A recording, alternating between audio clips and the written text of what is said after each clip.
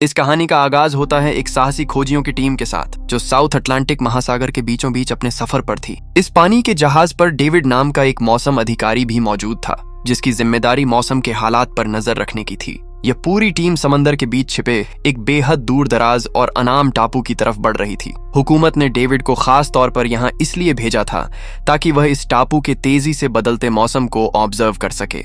David को पूरे 1 साल तक उसी जगह टिकना था ताकि वह 12 महीनों का मौसम का डाटा इकट्ठा कर सके और काम पूरा होते ही वापस लौट आए। इस लंबे अरसे के लिए उसे साल भर का राशन पानी और जरूरत का सारा सामान मुहैया करा दिया गया था। कई दिनों के थका देने वाले समुद्री सफर के बाद आखिरकार उनकी टीम उस टापू तक पहुंच ही गई। वे सब छोटी बोट के जरिए किनारे पर उतरे।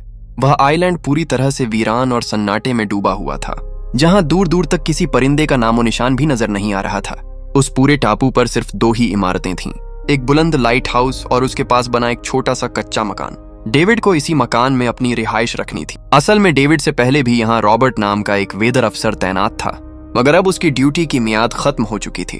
उसने पूरे 1 साल तक अकेले उस टापू पर रहकर मौसम की रिपोर्ट तैयार की थी। अब नियम के मुताबिक रॉबर्ट को उसी जहाज से वापस लौटना था और उसकी जगह डेविड को पूरा साल रहकर डाटा कलेक्ट करना था। लेकिन जैसे ही पूरी टीम ने उस घर के अंदर कदम रखा, सब हक्के बक्के रह गए। घर के अंदर किसी इंसान की मौजूदगी का कोई सुराग नहीं था।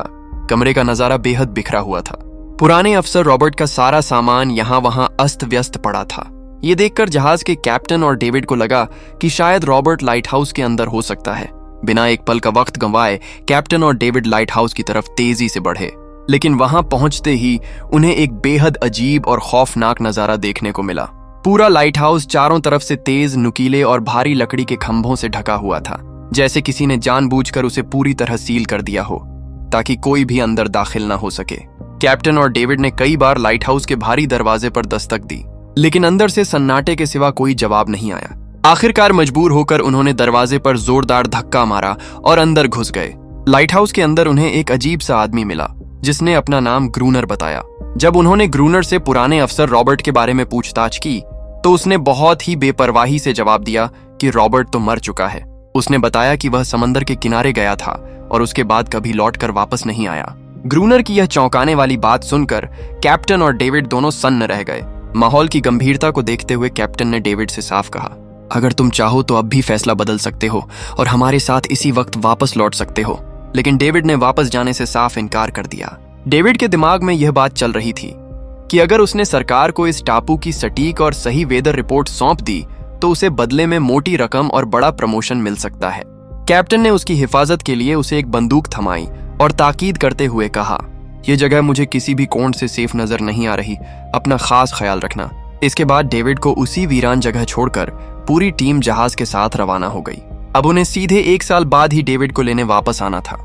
टीम के चले जाने के बाद डेविड ने सबसे पहले उस बिखरे हुए घर को थोड़ा सा साफ सुथरा और रहने के काबिल बनाया।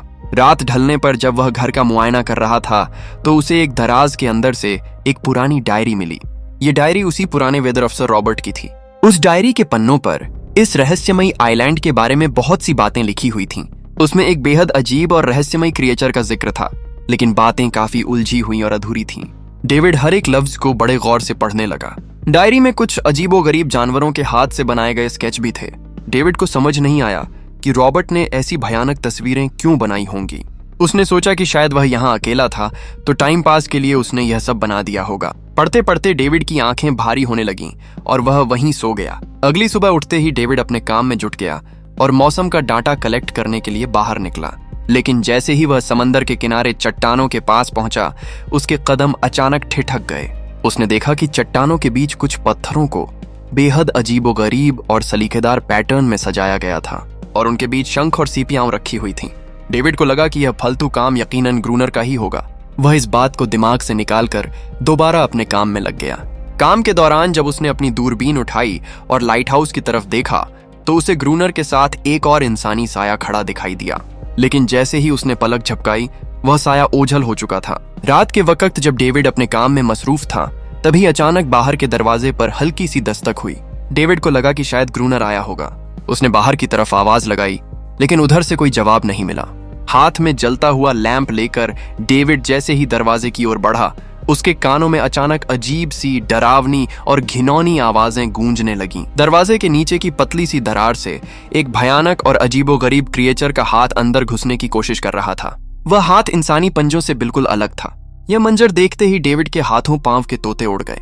वह जान बचाने के लिए फौरन बेसमेंट की तरफ भागा और एक अंधेरे कोने में छुप गया। कुछ ही पलों में वह रहस्यमयी क्रिएचर दरवाजा भेद कर अंदर दाखिल हो चुकी थी। डेविड बेसमेंट की दीवार में बनी एक छोटी सी दरार से उस मंजर को देख रहा था, लेकिन डेविड से जरा सी आहट हुई और उस क्रिएचर ने उसकी मौजूदगी को भांप लिया।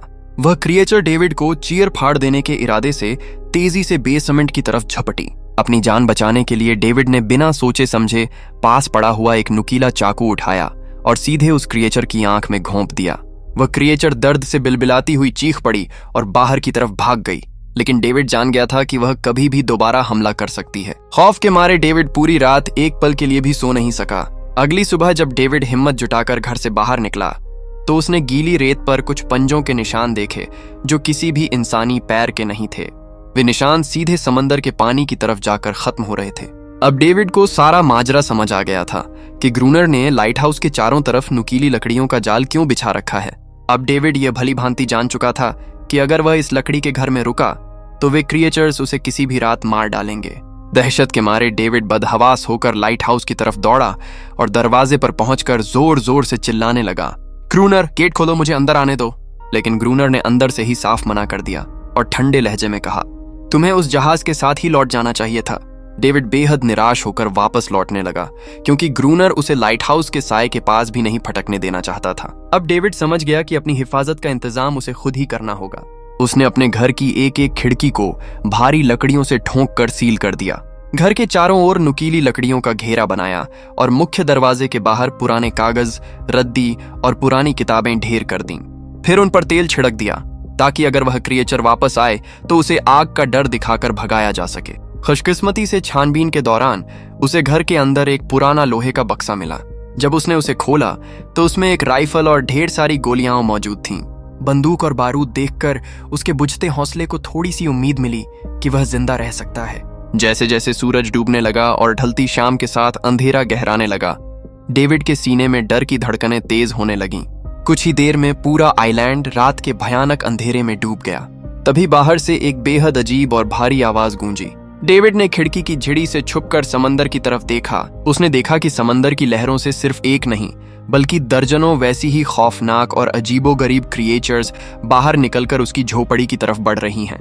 कुछ ही पलों में वे तमाम क्रिएचर्स इकट्ठा होकर कमरे का दरवाजा तोड़ने के लिए उस पर टूट पड़ी।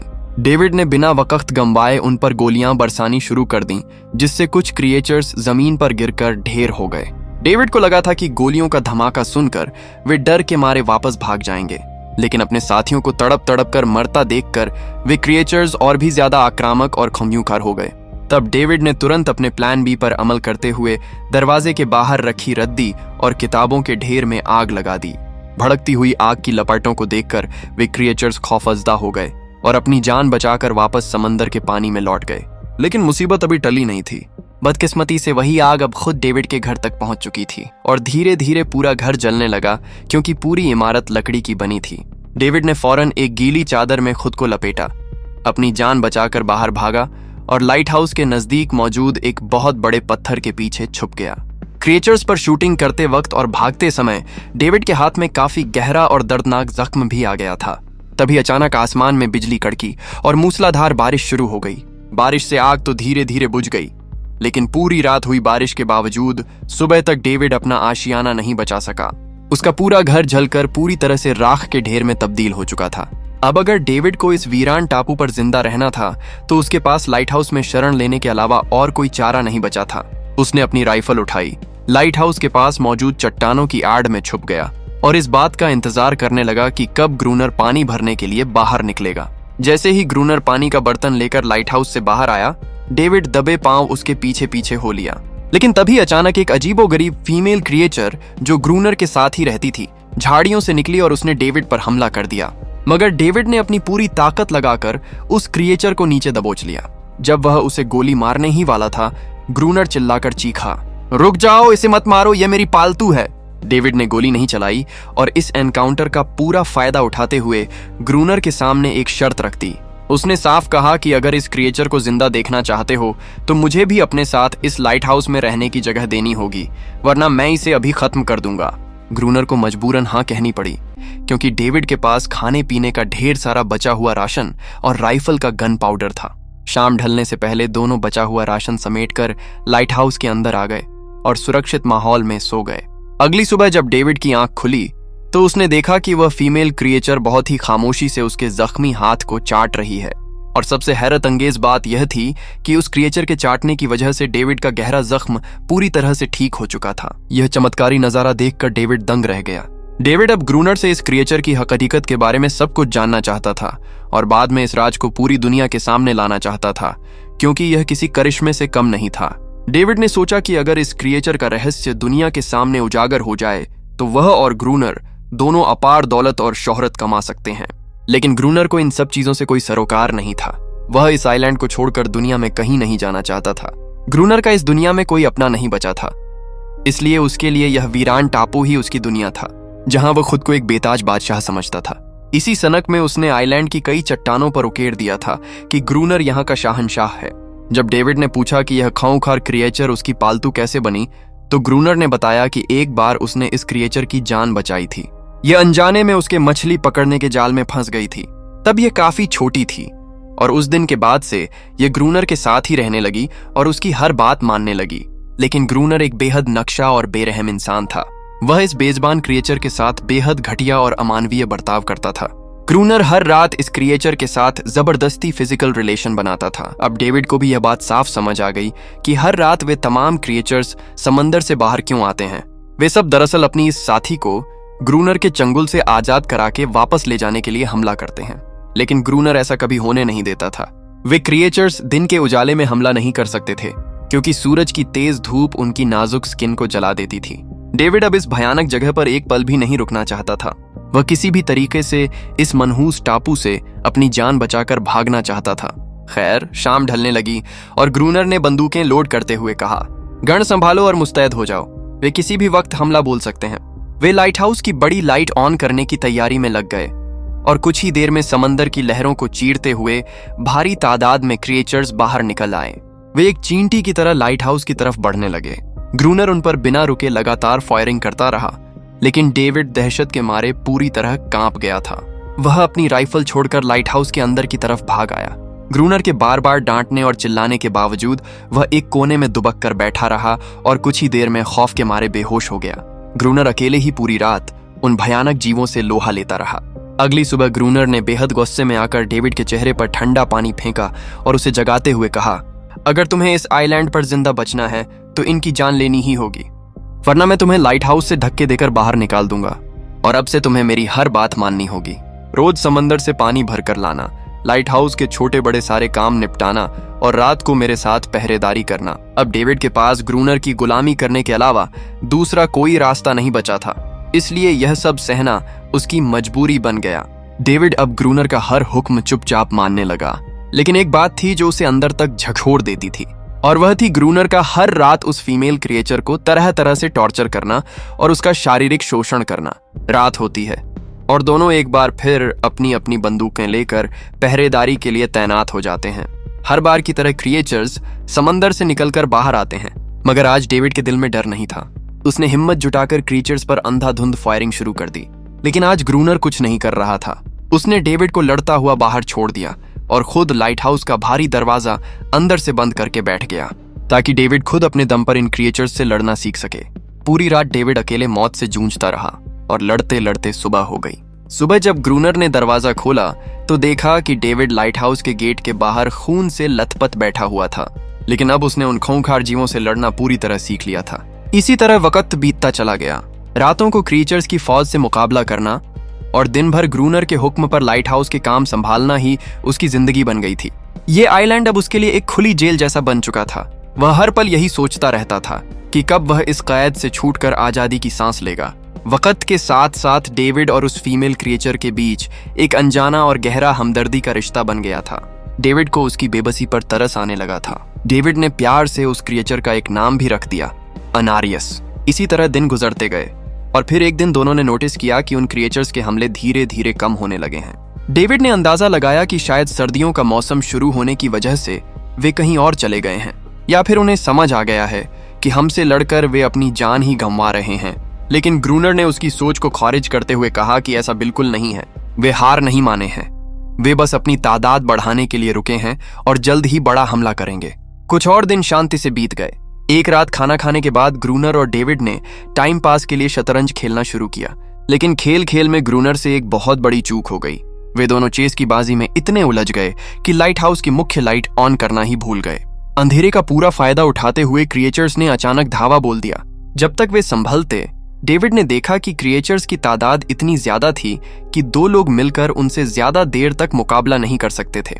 सबसे बड़ी मुसीबत यह थी कि इस बार उनके पास कोई तैयारी नहीं थी और गन्स की गोलियां भी लगभग खत्म हो चुकी थीं। क्रिएचर्स आज उन पर पूरी तरह हावी थे और दोनों को लग रहा था कि आज उनका आखिरी दिन है। लेकिन तभी खुशकिस्मती से रात ढली और सुबह की पहली किरण फूट पड़ी।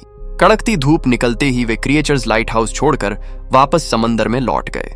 धूप निकलने के बाद अनारियस ग्रूनर के पास आई और उसके जख्म को चाटकर ठीक करने की कोशिश करने लगी। लेकिन अब तक डेविड को पूरी तरह एहसास हो चुका था कि वे क्रिएचर्स की इस अनगिनत फौज से कभी जीत नहीं सकते। उनके पास गोलियां खत्म होने की कगार पर थीं और राशन भी इतना नहीं बचा था कि वे ज्यादा दिन खींच सकें। अगले दिन जब डेविड निराश होकर लाइट हाउस के बाहर टहल रहा था, तो उसकी नजर समंदर में दूर से गुजरते हुए एक विशाल जहाज पर पड़ी। वह पागलों की तरह अंदर भागा, फ्लेयर गन उठाई और जहाज को सिग्नल देने के लिए दौड़ा। लेकिन ग्रूनर ने फौरन आकर उसका हाथ पकड़ लिया और उसे सिग्नल देने से रोक दिया, क्योंकि वह किसी भी कीमत पर डेविड को यहां से जाने नहीं देना चाहता था। इतने सालों तक अकेले रहने के बाद अब जाकर उसे डेविड के रूप में कोई इंसानी साथी मिला था जिससे वह बात कर सकता था। इसलिए ग्रूनर डेविड को हर हाल में रोकना चाहता था। देखते ही देखते वह जहाज डेविड की बेबस आंखों के सामने समंदर के उफान में ओझल हो गया। अब डेविड के पास मायूस होने के सिवा कुछ नहीं बचा था। कुछ और दिन इसी घुटन में बीत गए। ग्रूनर अब भी डेविड और अनारियस दोनों के साथ अमानवीय बर्ताव कर रहा था, लेकिन अनारियस को वह खास तौर पर बेरहमी से पीटता था, जो देखना डेविड के लिए बर्दाश्त से बाहर था। एक दिन डेविड ने अनारियस के लिए मछली की हड्डी को तराश कर एक छोटी सी खिलौना नाव बनाई और उसे गिफ्ट की। लेकिन जब अनारियस ने उस नन्ही बोट को देखा तो वह डेविड का हाथ पकड़कर आइलैंड के एक सुदूर और गुप्त कोने में ले गई, जहां सचमुच एक असली लकड़ी की बोट रखी हुई थी। जब डेविड ने इस बोट के बारे में ग्रूनर से पूछा तो ग्रूनर ने बताया कि हाँ, उसे पहले से मालूम था कि आइलैंड के उस हिस्से में एक बोट पड़ी है। ग्रूनर ने खुलासा किया कि कुछ साल पहले कुछ बदकिस्मत लोग अपनी जान बचाने के लिए इस आइलैंड पर उतरे थे, लेकिन सुबह होने से पहले ही उन क्रिएचर्स ने सबको मार डाला।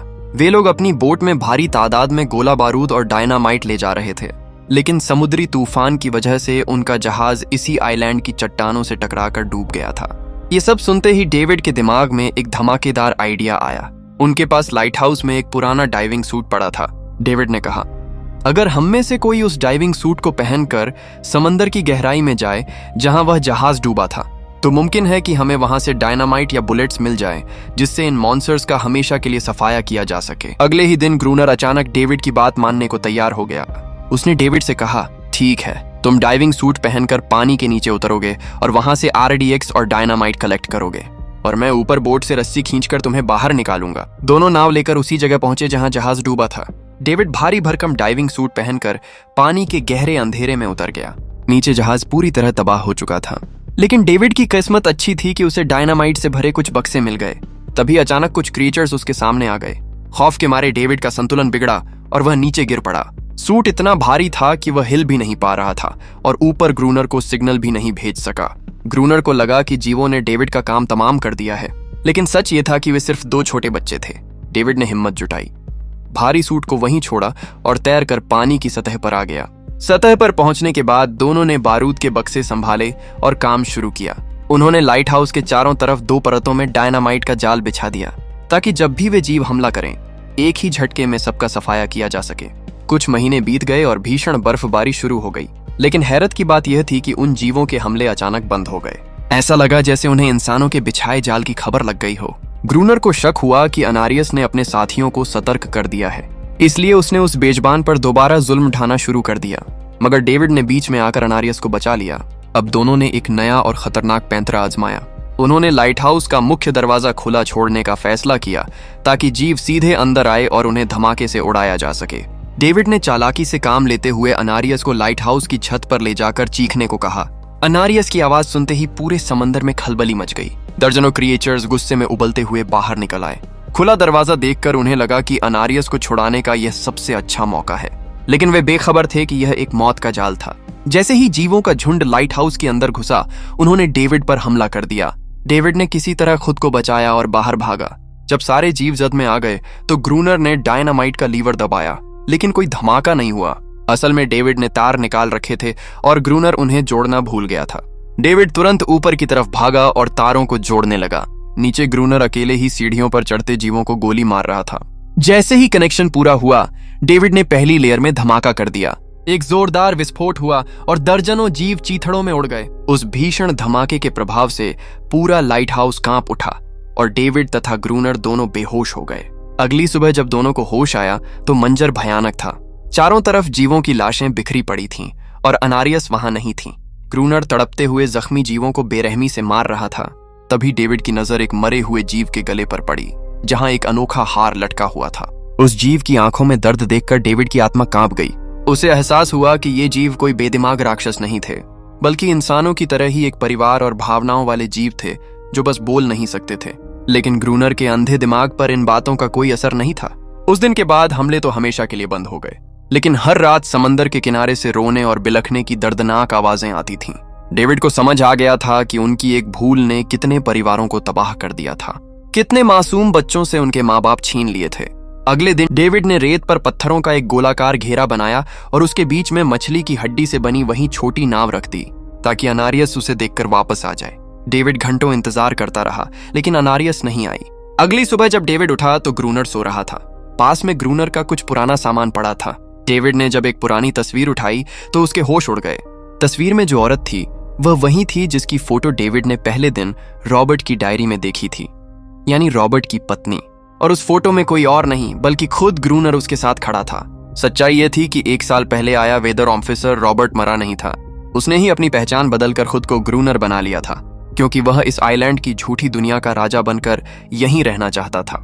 यह खौफनाक राज जानकर डेविड के दिल से भी यहां से जिंदा निकलने की बची कुची उम्मीद खत्म हो गई। शाम को जब डेविड किनारे पर गया तो उसने देखा कि पत्थरों के घेरे से वह छोटी नाव गायब थी। कुछ ही दूरी पर एक छोटा क्रिएचर बच्चा बैठा था, जिसके हाथों में वही नाव थी। डेविड ने अपनी जलती हुई लकड़ी को घेरे के बीच में फेंक दिया, यह जताने के लिए कि वह अब उनसे लड़ना नहीं चाहता और शांति चाहता है। तभी समंदर की लहरों को चीरती हुई अनारियस बाहर आई और उसके पीछे उसका पूरा कबीला भी किनारे पर आ गया। इस बार किसी जीव ने हमला नहीं किया, क्योंकि वे भी अपने बच्चों के लिए सिर्फ सुरक्षा और शांति चाहते थे।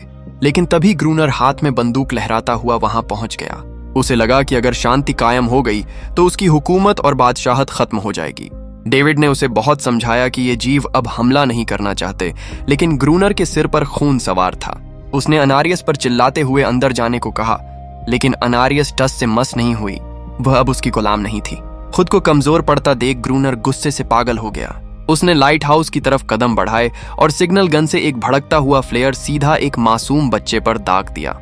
बच्चा वहीं तड़पकर मर गया। सभी जीव डरकर समंदर में भाग गए और अनारियस का भी इंसानों पर से बचा कुचा भरोसा उठ गया। डेविड का सब्र टूट गया। वह दौड़कर लाइट हाउस पहुंचा और ग्रूनर पर टूट पड़ा। लेकिन ग्रूनर इतना दरिंदा हो चुका था कि उसने लोहे की रॉड उठाकर डेविड का सिर फोड़ने की कोशिश की। तभी डेविड ने अपनी पूरी ताकत से उसका असली नाम पुकारा। रुक जाओ रॉबर्ट, तुम कोई कातिल नहीं हो। यह नाम सुनते ही ग्रूनर बर्फ की तरह जम गया। सच ये था कि अकेलापन, अपनी पत्नी का सदमा और गहरे डिप्रेशन ने एक भले इंसान रॉबर्ट को शैतान ग्रूनर बना दिया था। रॉबर्ट को अचानक अपनी भयानक गलतियों का एहसास हुआ। उसे समझ आया कि उसने अपनी झूठी ताकत दिखाने के लिए कितने मासूम जीवों की बलि दे दी। पछतावे की आग में जलते हुए रॉबर्ट ने अपनी बंदूक नीचे गिरा दी और खुद को उन जीवों के सामने समर्पित कर दिया। कुछ ही पलों में जीवों ने उसे घेर कर खत्म कर दिया। डेविड ने तुरंत लाइट हाउस का दरवाजा अंदर से बंद कर लिया। समय बीतता गया। 1 साल बाद सरकार की एक नई टीम और नया वेदर ऑफिसर उस आइलैंड पर पहुंचे। जब नए अफसर ने पिछले अफसर के बारे में पूछा तो डेविड ने भी वही झूठी कहानी दोहरा दी। वह समंदर की तरफ गया था और कभी लौटकर नहीं आया। नया अफसर भी डेविड को ही ग्रूनर समझने की भूल कर बैठा। डेविड ने उनकी इस गलतफहमी को दूर नहीं किया। वह चुपचाप बालकनी में जाकर खड़ा हो गया, क्योंकि अब वह भी रॉबर्ट की तरह इस वीरान आइलैंड के सन्नाटे का हिस्सा बन चुका था। और इसे छोड़ना नहीं चाहता था। दूसरी तरफ अनारियस अब अपने परिवार के साथ आजाद थी। अब उन्हें किसी इंसानी दरिंदगी का डर नहीं था। वे समंदर और टापू दोनों जगह आजादी की सांस ले रहे थे।